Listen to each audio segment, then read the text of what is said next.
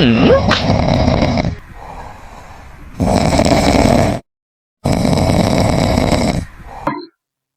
lagi dengan Cipta Kreasi TV. Saat ini saya menemui sahabat saya, seorang dokter spesialis THT. Sahabat saya ini sebetulnya sibuknya minta ampun ya, pasiennya banyak. Saya minta waktu sedikit untuk kita berbincang-bincang, sehingga orang ingin tahu, ya masyarakat ingin tahu penyakit-penyakit yang ditimbulkan dari THT itu apa saja yang saya ingin. Baiklah Pak Bisa, sebelum kita mulai perbincangan ini, saya kenalkan dulu sahabat saya. Kalau saya manggilnya tuh Pak Dokter Wisnu, ya. Tapi untuk lebih lengkapnya, silakan Pak Dokternya salaman dong. Nah, silakan kamu Pak. Ya, selamat siang. Saya Dokter Satrio Wisnu Pratomo, spesialis THT dan bedah kepala leher. Saya memang biasa dipanggil dengan Dokter Wisnu. Nah, memang si Pak Boy ini memang orang yang merusuhin saya sebetulnya. Sudah kenal lama juga. Jadi biasanya kami juga ngobrol-ngobrol tentang suatu beberapa kasus. Ya, mungkin ini saatnya juga kita ngobrol tentang suatu kasus yang memang agak banyak di masyarakat, cuman masyarakat masih kurang memahami dan kurang edukasi sebenarnya. Mungkin sekarang kita ngobrol tentang kali ya. Nah, tapi sebelumnya Pak Misa ingin tahu nih, Pak Dokter Wisnu ini dulu sekolahnya di mana, ngambil spesialis di mana, baru setelah itu kita ngobrol masalah kita silakan Pak. Boleh. Saya itu alumni S1 ini, saya alumni FKUI dan University of Melbourne. Tahun berapa itu? Tahun masuk 2000 ya. Kemudian setelah itu saya bekerja beberapa tahun sebagai dokter umum, dan pada akhirnya dapat kesempatan untuk sekolah lagi di Solo, di Universitas 11 Maret. Nah, itu saya sekolah sekitar kurang lebih 4-5 tahun. Nah, setelah lulus, alhamdulillah saya langsung masuk ke sini, ke Rumah Sakit Pusat Pertamina. Waduh, bagus sekali, susah tuh. Oke, Pak Dokter, karena untuk mempercepat waktu nih, karena Pak Dokter kan banyak jadwalnya juga nih. Ini ada beberapa pertanyaan dari masyarakat. Jadi mereka menyampaikan kepada saya untuk tanyakan kepada Pak Dokter Wisnu nih. Nah, kebetulan yang ingin kita bicarakan untuk di session ini yaitu masalah snoring atau mendengkur atau kaitan dengan pernapasan. Nah, ini Pak Dokter. Ini mohon maaf ya kalau pertanyaan saya pertanyaan awam ya, kami pertanyaan dari masyarakat ini. Pak Dokter Wisnu bisa jelaskan nggak kepada kita semua, kepada pemirsa, apa sih yang dimaksud dengan snoring atau mendengkur itu, dan sleep apnea ya, yaitu gangguan pernapasan. Silakan Pak Dokter. Ya, mungkin kalau mendengkur siapa sih yang nggak mendengkur? Mendengkur itu bisa terjadi pada anak baru lahir, bayi, sampai bahkan orang sudah tua. Ya, semua orang mendengkur. Ya, kenapa bisa terjadi suatu fenomena mendengkur itu memang karena memang ada suatu sumbatan, baik itu kecil maupun besar, di saluran pernapasan. Ya. Jadi ketika saluran pernapasan kita agak sedikit mengecil, menutup, itu akan menimbulkan suara dengkuran itu. Gitu. Nah, kenapa bisa seperti itu? Sebenarnya banyak faktornya untuk mendengkur itu. Ya, jadi kayak misalnya body mass ya di pasiennya, orang yang gemuk gitu kan, terus sering minum alkohol ya, keletihan, atau memang struktur di saluran pernapasannya ya. Contoh kayak misalnya pada anak itu paling gampang kalau kita temui anak mendengkur tuh kita curigai pada amandel sebenarnya, amandel dan adenoid gitu loh Pak.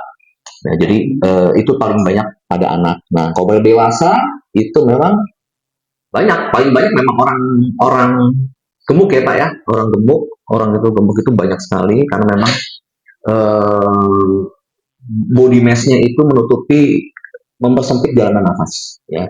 Yaitu sama ditambah lagi ada faktor-faktor seperti amandel, seperti rinitis, sinusitis, alergi dan segala macam itu banyak sekali yang menyebabkan mendengkur sebenarnya Pak. Ya. Nah, tadi Bapak ngomong dengan sleep apnea ya, Pak ya.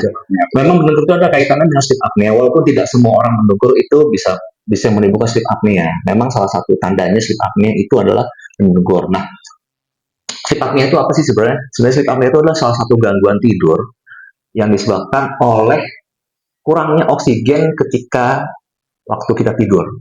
Karena itu menutupkan saluran nafas. Nah, ketika terjadi sleep apnea itu dengan oksigenisasi yang kurang masuk ke dalam tubuh, nah itu yang membuat suatu penyakit-penyakit kemudian hari itu timbul. Contohnya paling paling cepat yang timbul tuh biasanya tuh hipertensi, diabetes. Nanti yang paling fatal itu eh, serangan jantung, stroke. Nah itu bisa timbul akibat dari sleep apnea itu Pak. Nah, Gitu, satu Pak. lagi, kalau tanda-tandanya, ya kan biasanya kan kalau penyakit itu pasti ada gejala atau ada tanda-tandanya. Sleep apnea itu bisa dilihatnya dari mana? Biasanya mendengkur nih, tanda pertama tuh mendengkur, ya mendengkur, ntar tiba-tiba biasanya orang sebelah yang lihat kita tidur. Kalau yang tidur biasanya tidak merasakan, karena memang tetap tertidur gitu loh Pak. Jadi kalau lagi tidur biasanya nih, saya contohkan aja, misalnya yang ngorok nih, ya.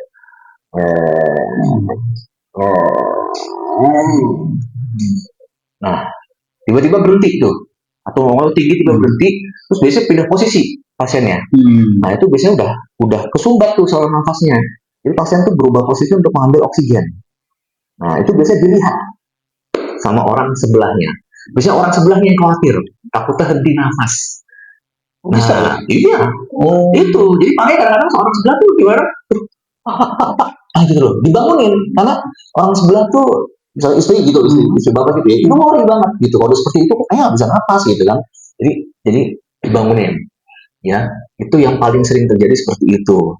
Terus kemudian pagi hari, biasanya itu agak masih ngantuk ya Pak ya, lemes, ngantuk, pusing, apa namanya, itu bisa terjadi karena ya itu tidurnya gak enak. Walaupun misalnya Bapak tidur itu mungkin cukup waktunya, Bapak ngerasa, oh tidur saya udah lama nih, udah 6-8 jam, tapi kok masih capek aja. Nah itu dijuluki itu sleep apnea Pak. Seperti itu. Terus kemudian ya itu pas lagi aktivitas gitu ya, jadi kadang-kadang lagi nyetir, lagi duduk, lagi baca buku, tiba-tiba ngantuk. Ngantuk ya. Itu biasanya udah lumayan. Kalau ini satu lagi nih, ada kaitannya itu.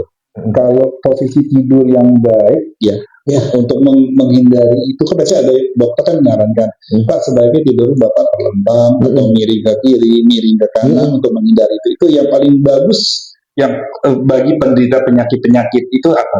Biasanya miring Pak. Karena kalau tidur terlentang, itu saluran nafas terutama tenggorokan, langit-langit itu kolaps dia.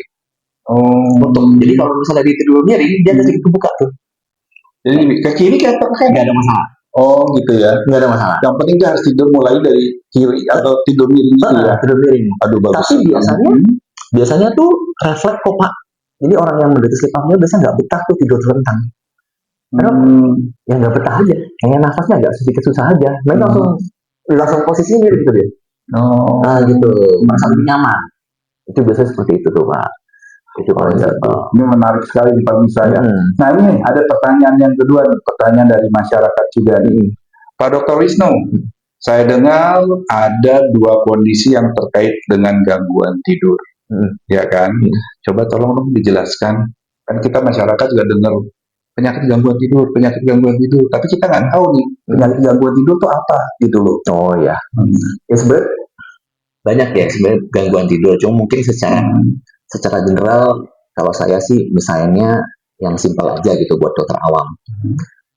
Apakah si seseorang ini pas lagi tidur, mau tidur itu apa sulit merem, sulit untuk menutup mata, nggak bisa tidur, atau memang dia sudah tidur terlelap, cuma tidurnya nggak enak.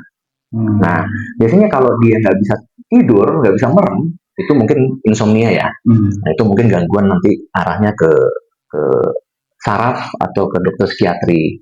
Nah, satunya lagi nih, nah ini ketika dia sudah tidur, tapi terjadi gangguan itu. Ya, nah itu sleep apnea namanya, Pak. Oh. Nah, memang itu ada diagnosisnya. Ada diagnosisnya itu memang ada. Biasanya itu pakai sleep test. Pas lagi tidur dites. Nah, ketahuan deh itu gangguan tidurnya seperti apa. Gitu, Pak. Oh, itu ya. Ya, Artinya itu udah bagus nih. Jadi pertanyaan-pertanyaan itu untuk session ini kita bicara ya masalah gangguan tidur karena ini kan yang paling banyak ya. Ya. Nanti di season berikutnya mungkin banyak juga nih masyarakat sekarang, masyarakat konsentrasi ke arah saluran pernapasan dulu aja ya. hubungannya memang situ. Nanti minggu di yang ke depan di pertemuan yang kita berdua kita enak bicara apa nih setelah saluran pernapasan tahu biasanya yang 10 menit masalah THT. Ringan juga, Bu. Ya teringan dan terberat ya kan masih pakai kira-kira apa yang kedua tadi? Kita akan Ini bicara. sekarang kita ngomong sleep apnea, introduction-nya, mungkin nanti kita ngomong tentang banyak yang salah kaprah tentang sinusitis dan rinitis. Alergi. Tapi kita nanti ya di yang ada ya. Baiklah Pak bisa. Saya rasa saya masih bicara ya, tapi kita bicara panjang lagi. Tapi masalahnya waktu kita sangat terbatas karena Pak Dokter ini juga sangat sibuk sekali ya, masih itu banyak kegiatan. Nanti kita akan tampil lagi Pak Dokter Wisnu ini sudah janji nih sama kita nih akan memberikan masalah edukasi kesehatan khususnya menyakit berkaitan dengan THT. Jadi kita banyak mengetahui pertama dari fungsi telinga dulu, ya kan? Fungsi telinga, penyakit-penyakit yang ditimbulkan telinga. Nanti kita akan bicara masalah fungsi tenggorokan apa aja sih. Terus yang terakhir telinga, hidung ya. Telinga, hidung, tenggorokan. Iya. Nah, itu kan PHT ya. Nah, nanti kita akan bicara di session khusus nih. Ya. Kira-kira apa yang bisa kita pulih, kita angkat, dan ini jangan mengedukasi karena gini. Satu lagi nih sebelum saya tutup, banyak sekarang orang yang tidur ngorok harus menggunakan alat BiPAP, CPAP. Nah, coba nih dok, sebelum ditutup jelasin dulu nih. Ya. Gunaannya apa? Itu alat bantu tidur ya. Sebenarnya kegunaan si CPAP itu alat bantu tidur itu sebenarnya mengalirkan tekanan udara. Jadi misalnya kalau nafas kita itu kolaps lagi tidur begini gitu. Nah, si alat CPAP ini dia tuh fungsinya untuk niup. Biar dia buka. Ya dibuka dengan tekanan udara, bukan mengalirkan oksigen, tapi mengangkut saluran nafas. Itu. Jadi oksigennya tetap natural, tetap normal. Nah, CPAP itu untuk mengangkat saluran nafas yang kolaps ini. Nah, itu biasanya tergantung kondisi-kondisinya, tergantung derajat keparahan tidurnya. Selain CPAP memang operasi sebenarnya.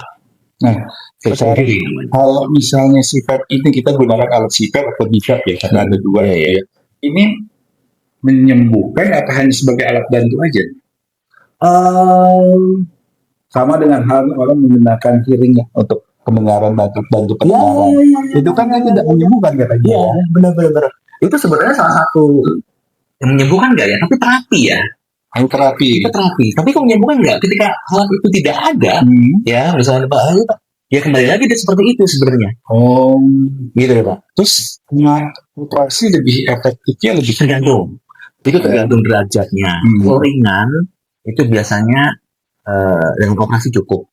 Tapi kalau misalnya derajat itu sudah sedang itu 50-50. Biasanya kita operasi dulu kalau sumbatannya jelas. Kalau pasien masih kurang nyaman, mungkin kita tambah pakai alat CPAP itu. Kalau berat, biasanya sudah harus pakai alat BiPAP namanya, di atasnya CPAP. Nah, operasi itu adalah buat suatu kondisi spare ya. Jadi ketika pasien itu lupa memakai alat, setidaknya ruangannya sudah agak kita buka dikit. Gitu. Jadi nggak terlalu bengkak-bengkak banget lah kalau lagi tidur. Ya. Itu sih sebenarnya. Oke, Pak. Sini mungkin udah banyak agenda yang Bapak tunggu lagi. Mohon maaf nih saya udah mengganggu sedikit, tapi janji ya nanti kita akan bicara lagi untuk ya kan gini masyarakat butuh edukasi masalah kesehatan. Karena kita ingat makin kesini kan kesehatan ini makin ini BPJS juga penuh atau gimana. Jadi kita paling tidak kita bisa mencegah. Baiklah pemirsa kita Kreasi TV, demikian dulu percakapan kita, perbincangan yang sangat menarik ya dengan Dr. Wisnu.